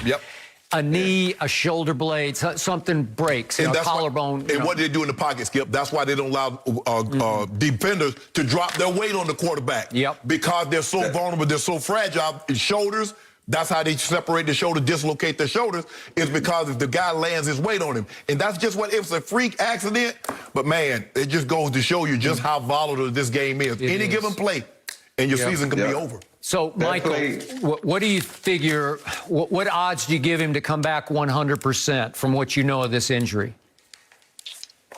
After watching Alex Smith, and shout out to Alex Smith, get back out on the field and fulfilling his dreams of playing football again, I think that's Dak's motivation right there. So I think he'll come back 100%. You know, we don't know the timetable. I think he has to take his rehab seriously and just work diligently to get back. So I expect to see Dak back in the Dallas Cowboys uniform 2021, full throttle, and leading the charge.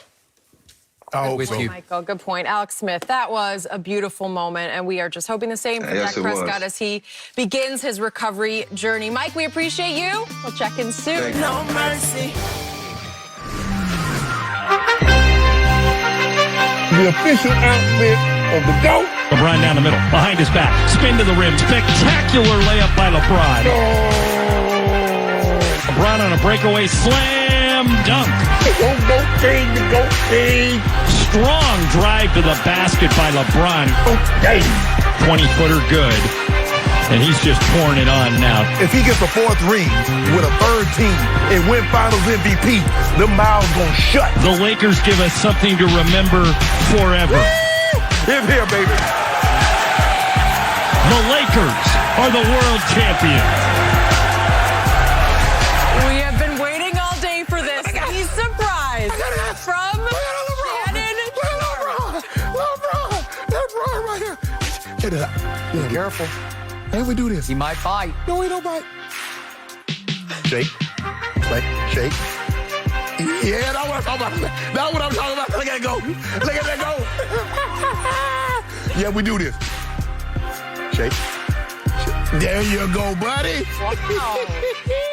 Yeah, look, he got a LeBron jersey, though. That old fake goat you gave me for my birthday a couple years ago. This is the real goat. The real goat. Look at that. He got a crowd and everything. Spanky, you've been unbelievable. Look at that. You want to know? That's my guy. It's my guy. Look at that. That's a real goat, Skip. Bayless. You know what a little bird told me? What'd he tell you? This goat's real name is Michael. No, Michael. That's what they call him, Michael. You did great. You did great, buddy. Oh, my God. Spank, you've been unbelievable. I got no more treats, but you've been unbelievable. You the real GOAT. You my guy. You my guy. You my guy. I'll take him, Shannon. Come on. Come on. Can we have a GOAT every day on the show?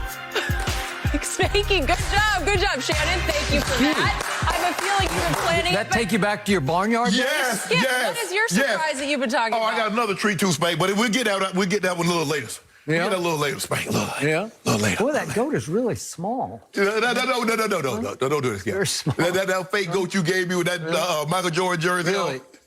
That's the real GOAT. Well, speaking of fake, I have a gift for you. What you got? I've got an authentic cubic zirconia ring. I got one right here. This is real cubic zirconia. It's 100 fake diamonds in honor of you beating the fake Miami Heat in an epic mismatch. Yeah, the Heat was a very well coached, a very well disciplined team. Right here. That's 100 diamonds. That's all right. All of them cubic zirconia. That's all right. Way to go. It's beautiful. It deserves to be a pinky ring. If you wear it with your head held up. If I wore this, nobody's going to think it's fake.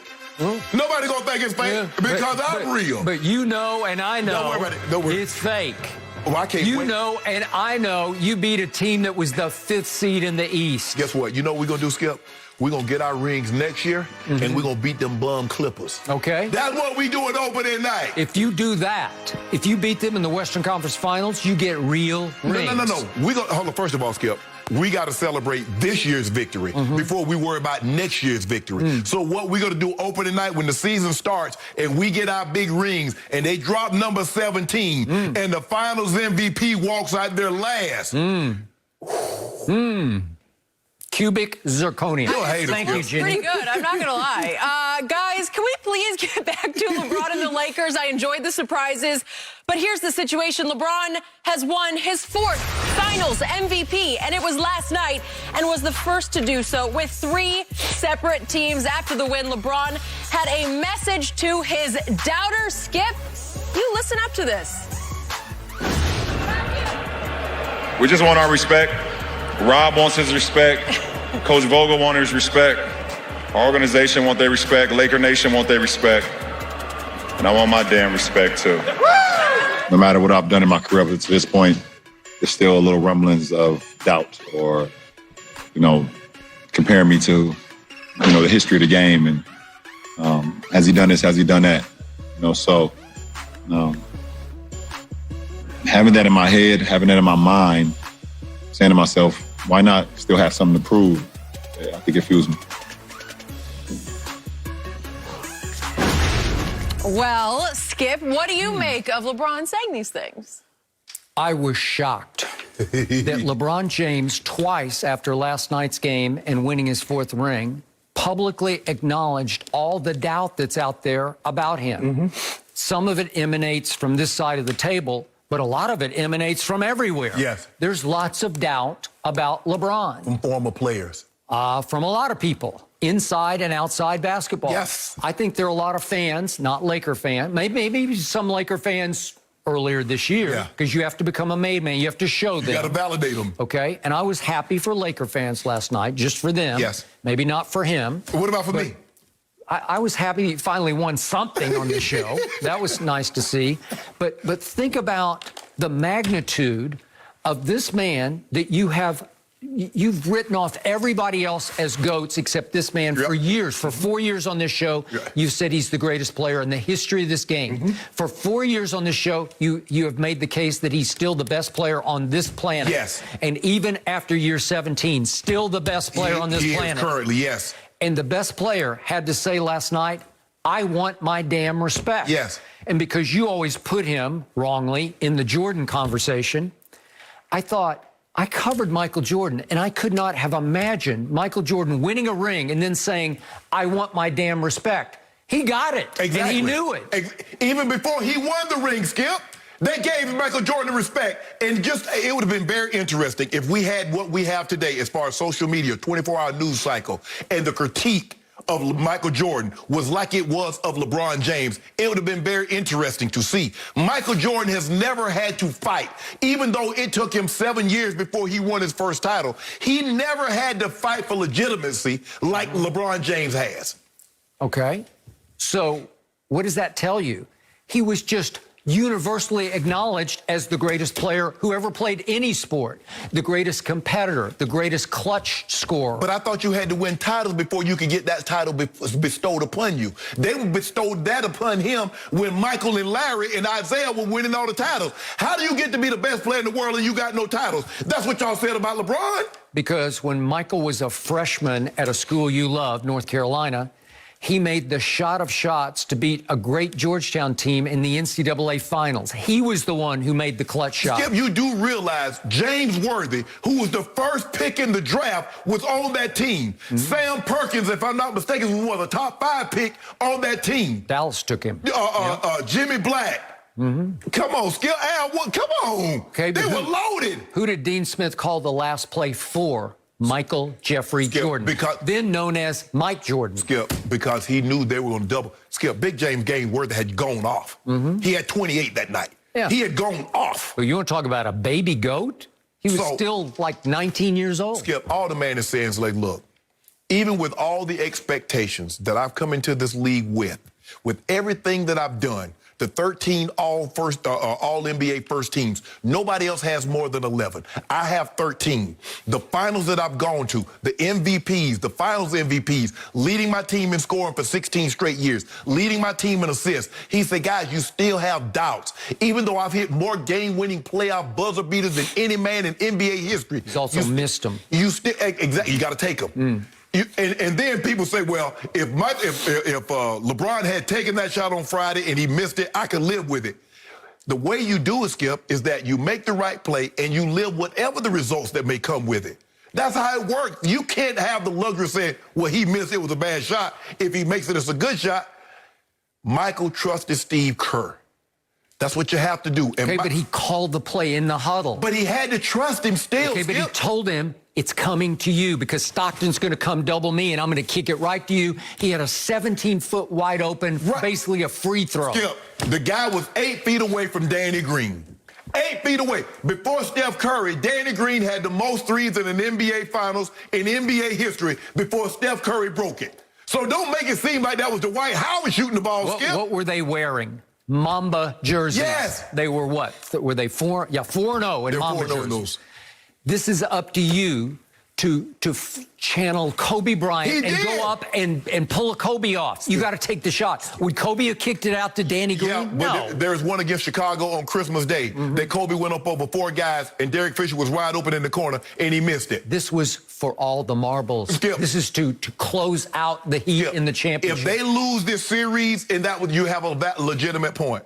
But they won and going away. The game was never close. After the score was 28-20 at the end of the first quarter, that game never got within what, Skip? Never got within 15 except the final score. I told you, I thought he could have put an exclamation point on his greatest finals performance ever. He had scored 40 points at that point. He had a hot hand from 3. He had a rare hot hand from the free throw line. He had a hot hand from everywhere. Just make the shot. Just take it up high off the glass. Get fouled. Go to the free throw line. Make the 2 free throws. First of all, show me you can go make free throws. First of all, the man averaged 30, 12, and 9. So he had a hot hand the entire series. He averaged 27, 11, and 9 for the entirety of the playoffs. Hold on, in closeout games, we saw what he did against Portland. We saw what he did against Houston. We saw what he did against the Nuggets. We saw what he did last night. What else? Okay, I just want to know, so I can relay this to him. Okay. What else does he need to do? Going into Friday night's game, in back-to-back games, which have been games 3 and 4, he had 14 total turnovers. It's just wrong. So, yeah, there were rumblings of doubt about him. If you look at his fourth quarter three-point shooting dating back through the first 4 games of the Heat series, all the way back through the Nuggets series, all the way back through the Rockets series, he was 2 for his last 23 from 3 in all those fourth quarters. Rumblings of doubt. There are always rumblings of doubt. Skip. So are we not? So we just gonna gloss over when Mike was up 3-0 on Supersonics and shot 5 of 22 and shot 6 of 19. He had 2 bad games, and then he said, "That's enough." Skip, you talking about 2 bad games? You were talking about a quarter for LeBron. You said he had because he missed, but he was the leading scorer in fourth quarters. Who was the MVP of that series? Jordan. Who's the MVP of this series? Who's the MVP? You could have made a case for AD. No, you could have made what kind of case is that? You must plus minus case? You trying to get convicted. Minus? You must be trying to get convicted. Did you see what he did on Friday night? Okay. So I saw he turned down the last shot.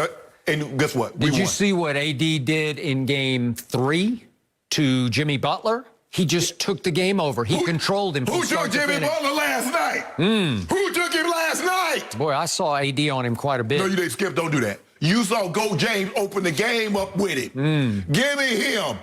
Give me him. He was done. Yeah, tank was empty. Skip, that's what we do. But look at my guy. My guy's how many more years older than Jimmy? Had played how many more games? How many more minutes? And came back. Jimmy was on fumes. My guy came and gave you 41 minutes last night.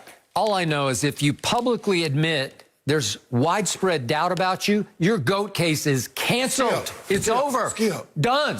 That's all you need to know. Thank you, LeBron. You closed the case for Jordan. Just because you acknowledge what everybody knows, he knows, you know, people know, they know who they are, that they were secretly rooting against him. because it would further validate their case that he's unclutched and he's not this. But now he has a fourth ring with a third different team. There is nothing they can say. There is nothing else left to say but to bow down. To bow down to 4-6? So now we're worshiping sub 500 in the finals? Has anybody ever done what he did? Has anybody ever? I don't. Has anybody ever won four final MVPs with 3 different teams? A simple yes or a simple no. In the 80-year history of the NBA. Has anybody gone 6-0 in the finals with 6 MVPs? A simple yes or no? No. Thank you. Case closed. Next question. I tried to figure out after 15 years why he only went 6 times. Bill Russell went 11 times in 12 years. He got sent home for a couple of those years, or he would have gone 8 straight times. Why he ate his hair? Why he got to recharge? My guy ain't never recharged. No mercy. The Cowboys now lead the NFC East at 2-3, but will have to continue the season without Dak Prescott after he underwent ankle surgery last night. 3-time Pro Bowler Andy Dalton will now take the starting role for the Cowboys. Dalton has had 4 double-digit winning seasons as a starter, but is also 0-4 in playoff games. So, Shannon, will the Cowboys win the NFC East? Skip, this division is awful. And, you know, they're going to win by default. Probably 7 wins. Who knows? 6-10 might win you this division. The defense just gave up 34 points to a team that averages 12 points a game. I got it. You see what the Washington football team, Skip. Alex Smith is a great comeback story, but Skip, he can't hold up. Skip, I mean, come on. You're putting yourself in harm's way. You can't protect yourself. They sacked him, 7, 8 times yesterday? He threw the ball 18 times and had 37 yards. It's a great story, Skip, and I just don't know if the Eagles can stay healthy enough, long enough to string even in a loss. Yesterday, the Eagles look better than any point in time that I think they've looked. Now, defensively, they didn't play particularly well. I thought they had their moments. Listen, yes. Chase Claypool, I think he's going to be a star. Hey, somehow Pittsburgh seemed to find all the receivers. They can find them, can't they? Hey, remember, he's 6'4", 240? Yeah, he's unbelievable. They thought he was a tight end. He's a wideout. He's a wideout. Okay, so they got their Metcalf. Right, and you put him with Juju, and they got another receiver. I think Washington is hurt right now. Yeah. So no, I thought he was out there. Did he get hurt? Okay. He might be. Ebron. Skip, they're offensively. And they rush the quarterback. They do a good job putting pressure on the quarterback. And Andy Dalton, in terms, he's the second best quarterback in that division behind Carson Wentz now. He's been a starter. He's won games. He's taken teams to the playoffs. So, yes, right now they are in the proverbial catbird seat to win this division. But, Skip, this will go down as the worst division in NFL history. I would agree. And right now, for the sake of this topic, I don't care, because I have to deal with somebody has to win it, and somebody's going to get a home playoff game. And all of a sudden, I think it's my team. And again, you can call me delusional, but I actually saw some signs of life yesterday from my team. Jalen Smith played maybe his best game as a Cowboy. They actually took it away on defense and scored with it on defense. They actually got some breaks and some bounces yesterday they haven't been getting. They actually pulled the game out in the end, something they have not been doing all year. And don't give me Atlanta, because that was just a miracle. Right. Okay, so I look at the schedules of the Cowboys and Eagles, what's remaining, and right now the Eagles are better than the Cowboys. But right now, I look at remaining schedule. Your Eagles, it is rough, and it gets rougher. They got Baltimore next. I don't think they can win that game. Then they have 3 games that they might be able to win. But then it goes at Cleveland, Seahawks, at Green Bay, Saints, at Arizona, which they might or might not win, then at Dallas, which I think Dallas can win. It shapes up that Dallas might be able to pull out a 9-7, which I said when the day they signed Andy Dalton, I said he's a 9-7 kind of starter. They're not getting the 9 wins. You don't think so? But like 8, maybe like 8-8.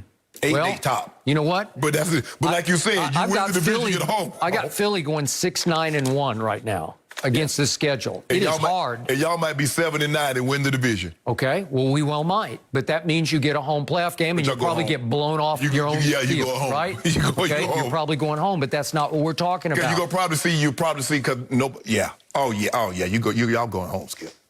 Okay. Did you see my new man, and this is no disrespect to Dak Prescott because I love him, but again, he's not Dak, but he's not bad. Did Andy Dalton not make 2 great throws at the end of the game? Oh yeah, he threw the ball. He threw the ball unbelievable, Skip. But I think the thing is, it's easier for you when you come off the bench because they took no reps looking at Andy Dalton. Everything was about Dak Prescott. So now moving forward, now Skip, the zone read and the quarterback draws that you like to see, those are gone. Yep. Andy Dalton is a pure drop back quarterback. Yep. We know exactly where he's going to be. Teams know exactly where he's going to be. Okay. And they will play him accordingly. Okay. Did you see my man CeeDee Lamb emerge yesterday and just take over the game? Yeah, CeeDee played great. Yep. Amari just had, I don't know what's going on with Mark Cooper. I don't know what's going on. He had one big catch late from Andy Dalton. Skip, I ain't paying you $20 million a year for no one big catch. Okay. But if he draws double coverage, or if CD starts to draw double coverage, guess who's open? Michael Gallup. Well, they normally put Michael Gallup to the backside by himself. He plays the X.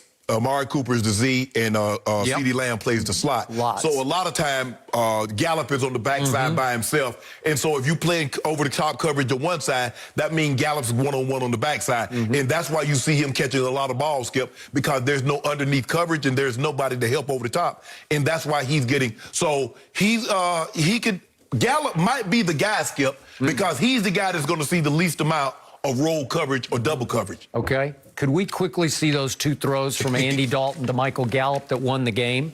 Because these are extraordinary to me. This is a big-time throw.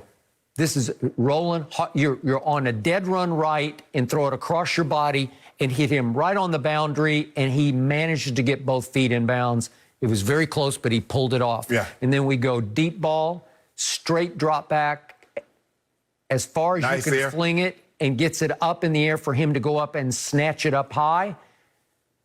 People don't realize how difficult a catch that is, what he just made. To reach back over his shoulder and high point the ball there. Oh, wow. I'll take him. That's all I got. Who y'all play next week? Who you got next Arizona on Monday night at home. Oh, I got Arizona. Yep. I got Arizona right now. I want it right now for a case. I want it right now for a case.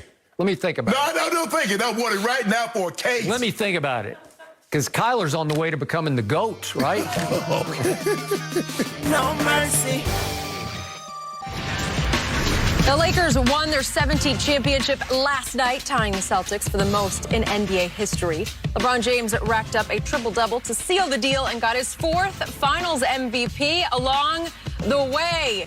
And guys, I know I was previewing that Snoop would be joining the show, but here's the deal. He was up late. He was celebrating. He's not going to join us today, but he will be back soon. I mean, I can't blame him for celebrating along with Shannon. So the question is to you, Shannon, will the Lakers win the championship next season?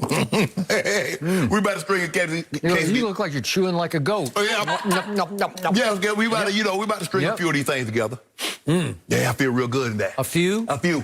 Not 5, not 6. No. We're gonna string together a few of these because the thing that I love about Rob Pelinka and Jeannie Buss. Now, Skip, I remember last year people were talking about they should trade LeBron James. That Jeannie Buss had him for a second, lost her mind, and thought about trading LeBron James. There was a report about. Yeah. And I tried Rick Bucher. I believe he did. Hey, Rick Bucher, you need to talk to me. You need to call me.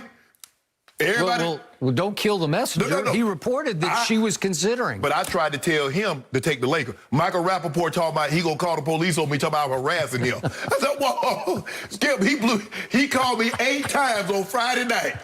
Oh, I know you said by the phone, Shannon. Answer my call. Now I call him on Sunday. He gonna call the cops because I'm harassing him. I don't ask him how his family doing. I just call to harass him. You're absolutely right. I am harassing you. Skip, I like what they're gonna do. They're gonna make.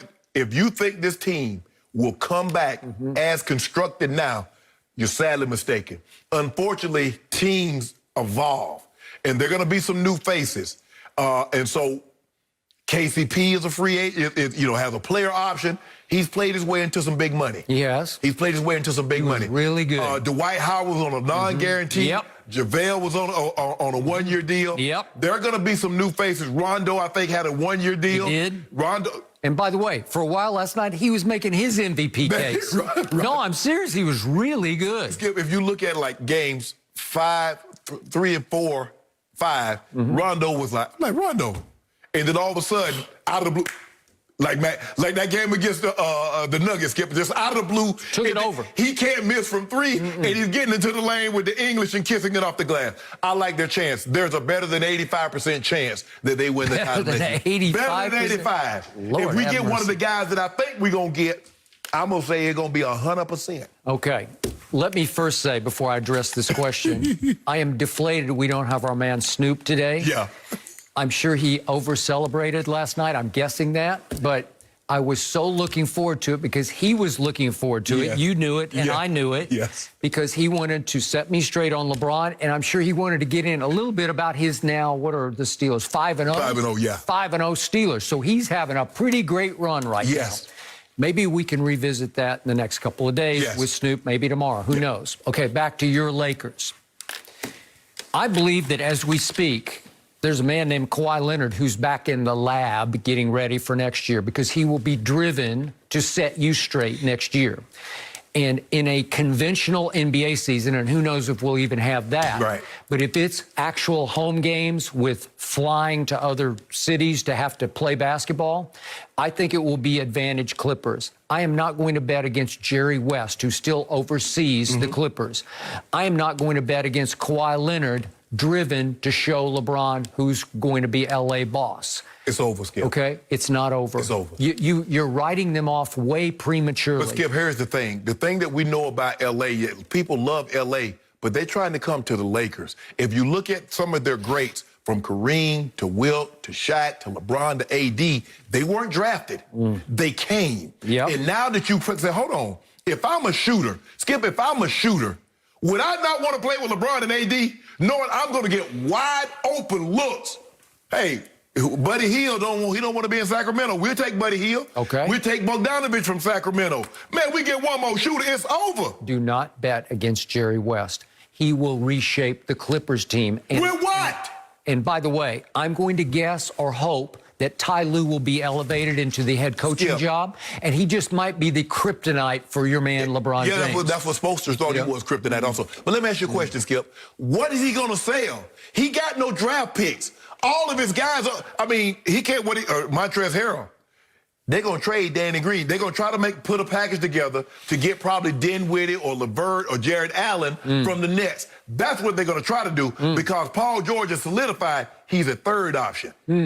That's why he didn't want to come play with LeBron. You thought he had spurned LeBron. He didn't want that pressure that came along. AD wanted that smoke. Paul George didn't want that smoke. He didn't even want to light up. Steve Ballmer will not sit still for losing. Doc lost his job, and watch what's about to happen. Well, unless he's willing to give somebody $300-400 million, you can't trade players that you don't have. You can't trade assets you don't have. They got nothing. We got plenty. And then there's that KD guy and that Kyrie guy in Brooklyn. And we did it without Avery Bradley. There's this guy Steph and this guy Clay coming back in Golden State. I don't know. You do realize Avery Bradley didn't play. Avery Bradley didn't play. Oh, that'll change life. Like Daniel House traded the Rockets. Most improved player in the NBA. You know he wasn't. That was Brandon Ingram. No mercy. The Chiefs had a rare division loss to the Raiders yesterday. It was Patrick Mahomes' second division loss as a starter, bringing his record to 13-2. The Raiders had nearly 500 yards on their way to a 40-32 win. And it's the first time Mahomes has lost a football game by 8 or more points as a starter since he was in college in 2016. So, Shannon, any concern after the loss? Well, Skip, when I talk about the Kansas City, Skip, you're going to have to be able to somehow get to the 30s, mid-30s normally. Kansas City does not have a really good defense, Skip. Their defense is their offense because they put so much pressure on you. And you got to hope Mahomes is off slightly. And he was off a little bit, Skip. He underthrew. They caught a touchdown call back via penalty. He underthrew Tyreek again. They had him wide open for a touchdown that got broken up. And they had a couple of key third down drops. So a lot of things have to go well for you to win. But defensively, you should be alarmed because Oakland, the Las Vegas Raiders were able to do whatever they want. If they wanted to run, they could run it. Scored 40. On 3rd and 18, you give up a 42-yard pass play. You do. Wow. Defense bears watching. So just a second here. Your homeboy last year lost back-to-back home games, and then he fell dangerously behind into playoff home games. Okay. And now this one was at home, and he barely completed 50% of his passes. Are you writing him off? Something's going on at home for your homeboy. So let us see again for a second. Skip Bayless said, my homeboy, he's 22 of 43, 340, 2 touchdowns. Yep. Yeah. Oh, so he got badly outplayed by Derek Carr in his own stadium? Yep. He was a little off. Let that sink in. The man threw for 340, he was slightly off. Watch what, I don't know who they play next week, but they might be in a heap of trouble. Maybe he's the LeBron of football. Don't do that, Skip. There you go. LeBron of football? That is just taking it too far. What a show, you guys. I really enjoyed it. We had everything. I hope the GOAT can come back again soon. Enjoy this, Shannon. The herd is on. Thanks, Bacon. Right after us. We are back at the same time tomorrow morning. Have a good one.